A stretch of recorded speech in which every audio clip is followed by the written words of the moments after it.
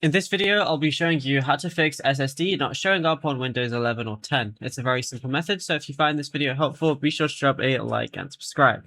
Anyways, getting into it, it's very simple to go ahead and do this. Now, if any of your drives, whether it's internal or external, they're not showing up, that can be very annoying. So what we want to go ahead and do is on your Windows icon, go ahead and right click it, and you're going to see disk management as one of the options. It's going to open up this right here. Now, all you're going to basically see is any of your different drives right here, but you might also see an unallocated space.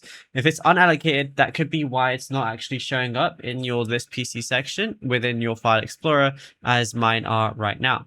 So what you want to go ahead and do if any of these drives aren't showing or anything is if there is any allocated space, all you want to do is right click on it, and then you want to basically either extend the volume or you want to make sure that whatever drive you're trying to go ahead and find has a letter on it. If it doesn't have a letter, it needs one. So you can just go ahead and press change, and you want to assign a letter to it, and then it should work for you. And yeah, once you go ahead and do that, that's it. You should be good to go. And then you should see your drives basically appear within the disk PC section. And yeah, it's as simple as that.